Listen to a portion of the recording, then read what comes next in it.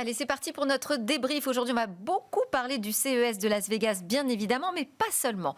Mes débriefeurs, je vous les présente tout de suite, sont deux débriefeurs de la première heure. Mikim Chikli, bonjour.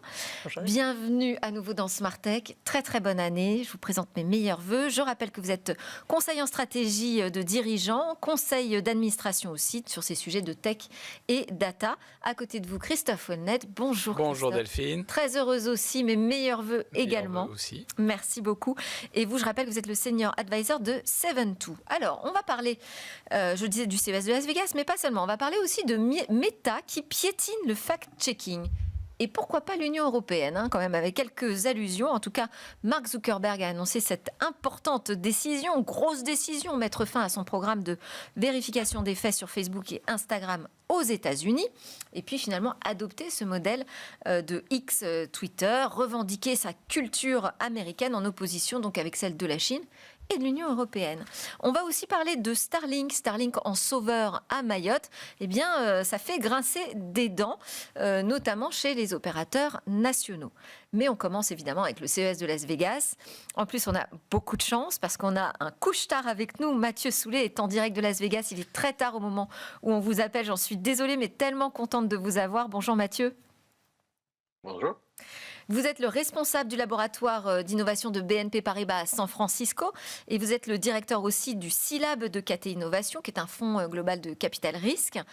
Alors là, tel que je me situe avec le décalage horaire, c'était votre deuxième jour sur le CES de Las Vegas.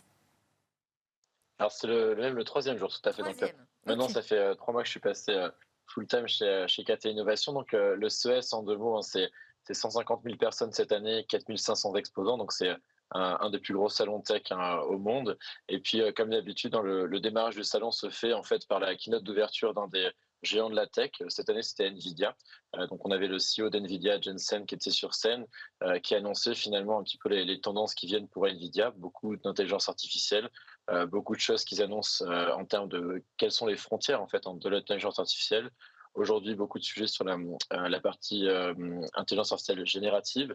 On va parler des agents d'IA et enfin de ce qu'ils appellent la prochaine frontière, qui est l'IA pour le monde physique, en fait, de suite notamment les robots et les taxis autonomes. Pour donner quelques chiffres, le CES, il y a 461 récompenses, en fait, 461 récompenses, excusez-moi. Cette année, il y a un petit peu moins de startups françaises, on en compte à peu près 110 qui exposent sur le salon. Et puis peut-être dans les nouveautés, on y reviendra plus tard, mais beaucoup aussi de startups coréennes. Il y en a à peu près, je crois, 640 qui sont présentes dessus, donc il y a vraiment une très grosse délégation. Puis finalement, ça donne un petit peu les tendances de l'année en termes de nouveaux écrans, de nouvelles applications dans la santé digitale et beaucoup finalement de démocratisation de l'intelligence artificielle dans beaucoup d'appareils électroménagers, les écrans, la vie du quotidien à la fois pour les enfants, les personnes âgées, mais aussi les chiens et chats et beaucoup d'appareils autonomes dans tous les sens. Alors là, Mathieu, vous nous faites un résumé du CES, là, un résumé express, c'est super. Effectivement, ce CES 2025 a été ouvert par Nvidia, c'est quand même pas anodin, c'est la star aujourd'hui du numérique, et puis qui nous annonce que l'IA va être partout et va faire des choses extraordinaires, pas seulement avec des IA génératives, mais dans le domaine de l'automobile, parce que le CES est devenu aussi un peu un mondial de l'auto, quelque part. Donc, parler de la voiture autonome, c'est plus que pertinent sur le CES 2025. Et puis, il annonce aussi l'ère de la robotique, vraiment des robots physiques, humanoïdes, qui vont nous aider dans notre quotidien. Quelle impression ça vous donne, Mikim, Christophe? Vous avez l'impression que là, qu'on est dans le pur fantasme. Nvidia joue évidemment sa carte, sans faire de mauvais jeu de mots, sur voilà, sa position aujourd'hui incontournable en matière d'IA, ou ça vous semble véritablement la tendance de fond pour les 10 prochaines années? Mikim. Je pense que c'est une tendance de fond. Il joue dessus, bien évidemment. Il est très fort. C'est un excellent communicant. On pourrait dire que c'est peut-être le nouveau Steve Jobs de cette génération-là. Il apporte, je trouve, beaucoup de joie et d'optimisme. Il vient quand même du jeu vidéo. Il montre toute son évolution du jeu vidéo à la vie réelle. Et donc, c'est une réalité. Ces robots, ils sont là. Ils vont nous envahir pour le. Oh, c'est un terme négatif, ça, Mikim. Envahir. envahir. Ils vont nous envahir. Ils sont déjà là. En réalité, on ne s'en rend pas compte, mais ils sont déjà là. Je pense quand même que ce qui est intéressant, en fait, c'est le dynamisme que ça apporte par rapport à l'économie. Oui. Et on aimerait vraiment avoir ce CIS en France. On a Viva Technologies. C'est ce que j'allais dire. Pas à ce niveau-là encore. Peut-être qu'il sera un peu plus poussé. Mais on est dans cette ère-là. Et les Américains font un show à l'américaine absolument incroyable. Et lui est le Master of Ceremony. Ouais. Christophe. Oui, je pense qu'effectivement, ce que dit Mickey est tout à fait juste. Il y a un enthousiasme aux États-Unis aujourd'hui autour des technologies. Il y a des investissements massifs et il y a un décrochage à plein de niveaux, que ce soit par les fonds levés, par les startups, par la dynamique qu'il y a autour de l'IA générative entre l'Europe et la France.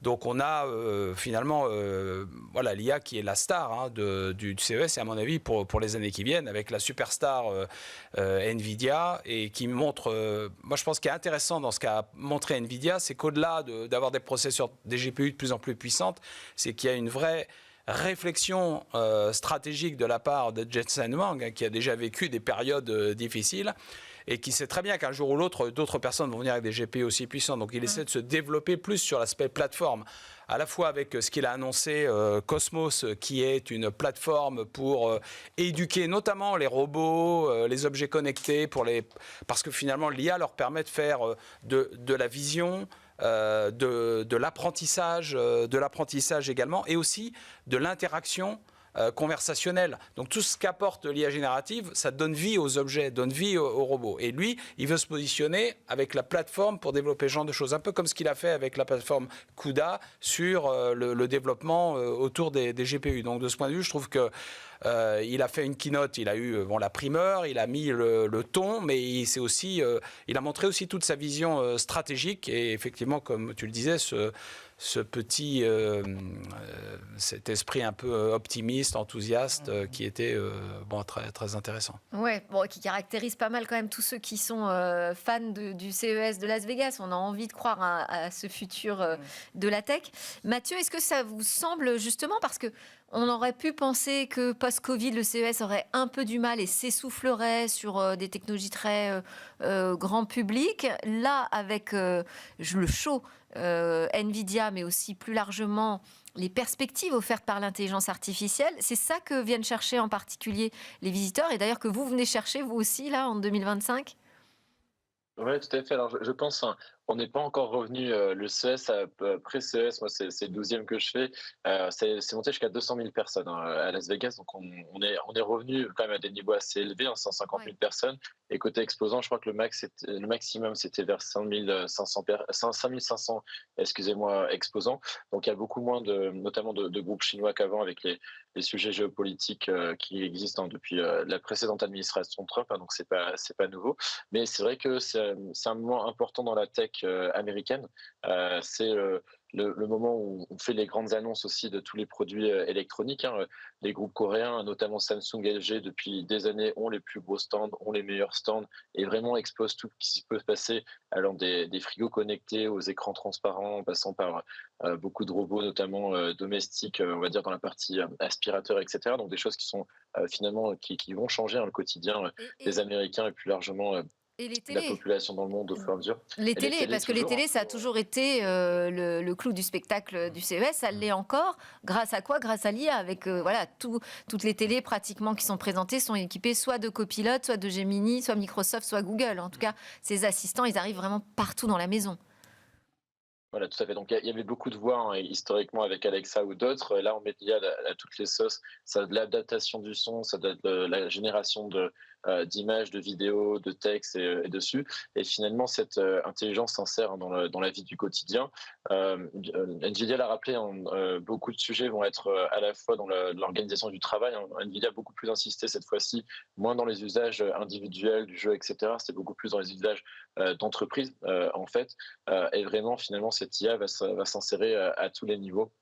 On voit quelques images à l'instant. Voilà, il y a des impressionnants écrans OLED de LG notamment transparent, qui voilà, en général, je dis souvent le CES, on voit ce qui se fait de mieux en termes de techno qui marche. Après, avant que ça soit démocratisé à des prix abordables pour le grand public, ça met parfois quelques années, mais ça montre en fait qu'il y a toujours voilà, un certain nombre d'innovations qui arrivent sur le marché. Et c'est vrai que particulièrement comme ça démarre l'année entre guillemets en janvier, etc., ça donne souvent un brin de, enfin voilà, un bon bol d'air entre guillemets d'optimisme aussi sur l'année qui vient et voir finalement que ça se démocratise dans toutes les directions. Alors, on va parler aussi des Français, parce qu'on a des Français quand même à Las Vegas qui sont venus exposer.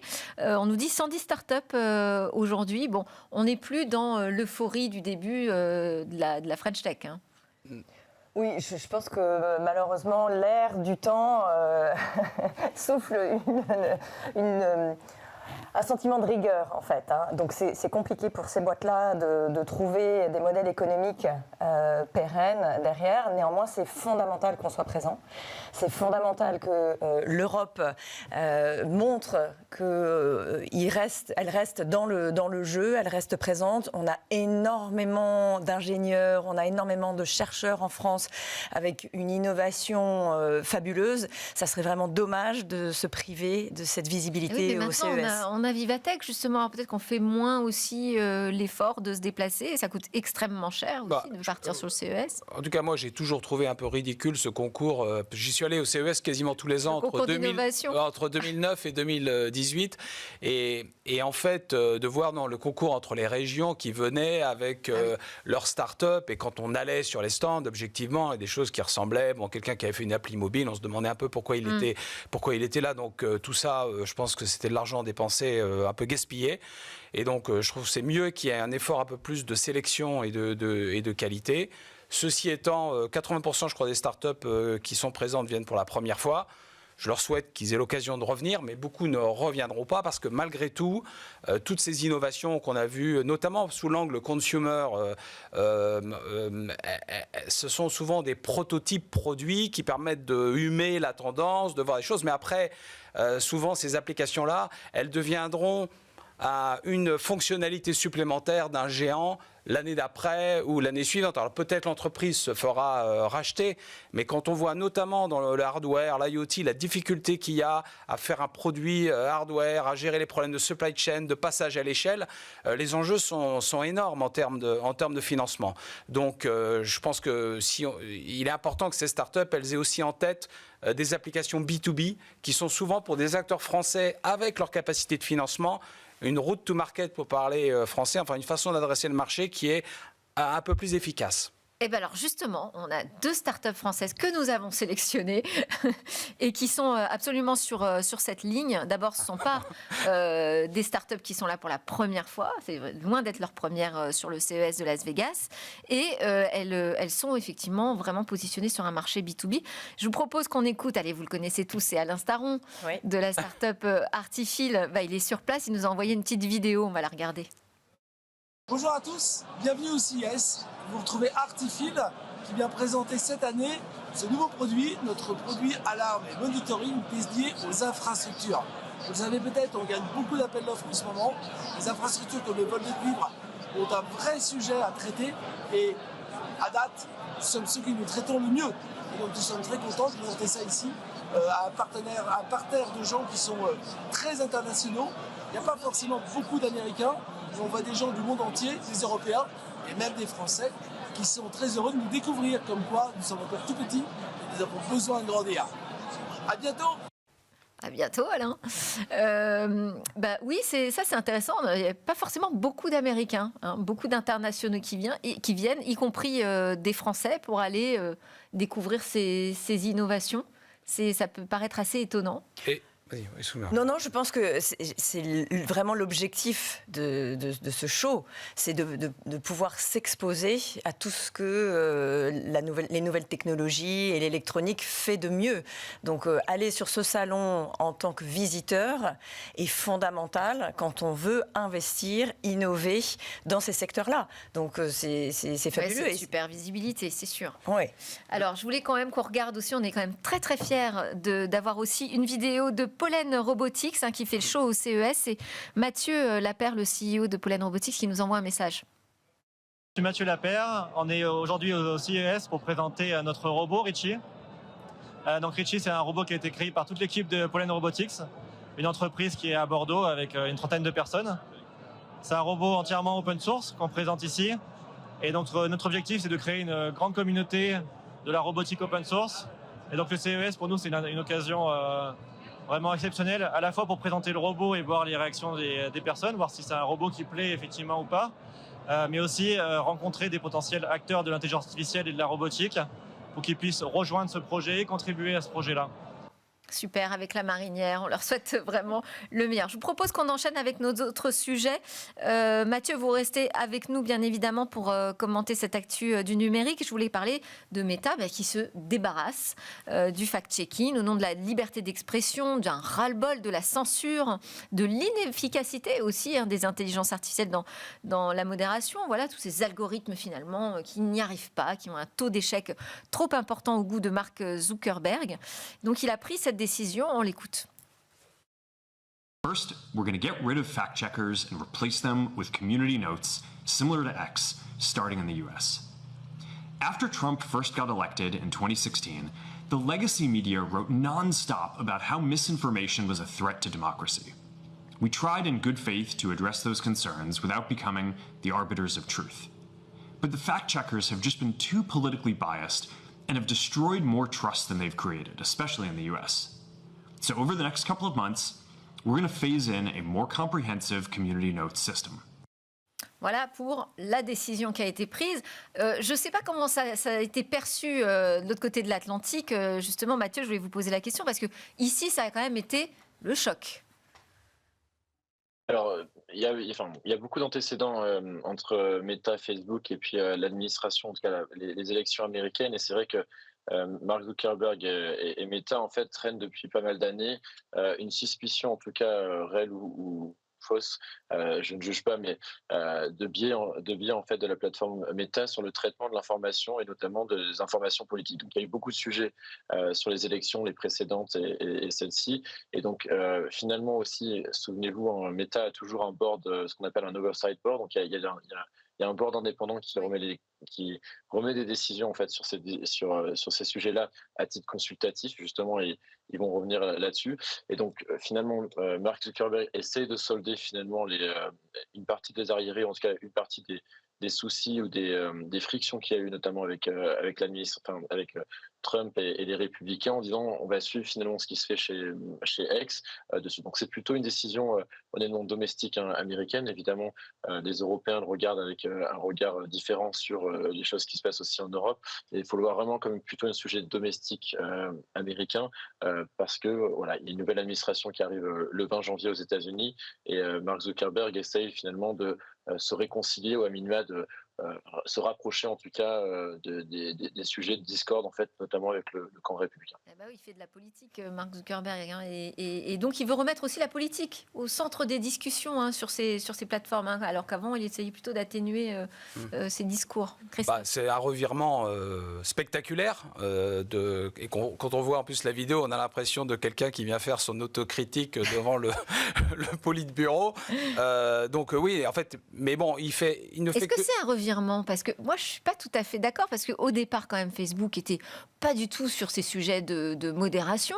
Mark Zuckerberg, il a été contraint par des procès, par le poids de la société et des scandales qui sont sortis, d'agir, d'essayer de faire quelque chose. Aujourd'hui, est-ce que c'est pas finalement, enfin, je vais être libéré de tout ça ? Je crois qu'il surjoue ça, moi, personnellement, parce qu'il s'était quand même mué en grand défenseur, justement, du fact-checking.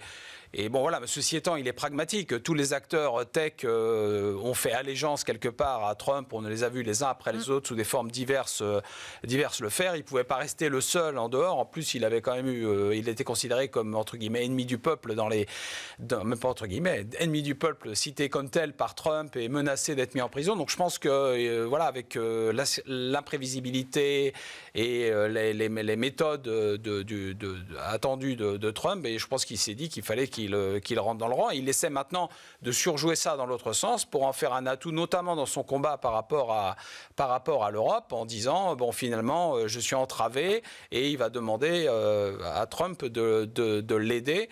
Et nous-mêmes, on va être confrontés en Europe à un dilemme finalement. On a établi un certain nombre de règles, on a une vision de la liberté d'expression qui est différente des États-Unis. Que va-t-on faire? C'est une grosse question. Est-ce qu'on va faire preuve de solidarité et jouer bloc pour valoriser ce que représentent nos 450 millions de consommateurs face à des acteurs comme ça? Ou va-t-on chacun jouer notre partition indépendamment et devenir les uns après les autres des vassaux numériques des États-Unis? Ah ben justement, je propose qu'on écoute la partie de son discours là, à propos de l'Union européenne. Finally, we're going to work with President Trump to push back on governments around the world that are going after American companies and pushing to censor more. The US has the strongest constitutional protections for free expression in the world. Europe has an ever-increasing number of laws institutionalizing censorship and making it difficult to build anything innovative there. Latin American countries have secret courts that can order companies to quietly take things down. China has censored our apps from even working in the country. The only way that we can push back on this global trend is with the support of the US government. Il est exaspéré quand il parle de ce qui se passe en Europe, Mickey. Je pense qu'il en a un peu marre de prendre toutes ces amendes quand même si on dit pas mal, quelques millions plus quelques millions. Moi, je suis assez d'accord avec Christophe. Il avait essayé de se racheter une virginité à un moment donné en se disant je deviens clean et j'essaye de faire en sorte que mes plateformes deviennent des plateformes où il fait bon vivre, on va dire, pour en parler poliment. La problématique là, c'est qu'il a peur. En fait, on voit que cet homme, Zuckerberg, réagit à la peur. Et il se dit, là, vraiment, il va se passer quelque chose. Il a déjà été titillé plusieurs fois, notamment par Kamala. On voit quand il est interrogé par Kamala. Heureusement que finalement, les juges ne comprennent pas grand-chose à la technologie parce qu'en fait, il aurait pu se faire coincer. Donc, le dossier, il est énorme. Donc, il sait qu'il va se faire coincer. Il est obligé de se rallier à la cause de Trump et de son administration. Maintenant, ce qu'il est en train de faire, c'est effectivement pas tolérable dans nos pays. Et j'ai envie de dire, ça ne devrait pas être tolérable non plus aux États-Unis, parce qu'en fait, c'est la protection des communautés et c'est une sorte de garde-fou. Rabelais disait « Science sans conscience n'est que ruine de l'âme ». On est en plein dedans.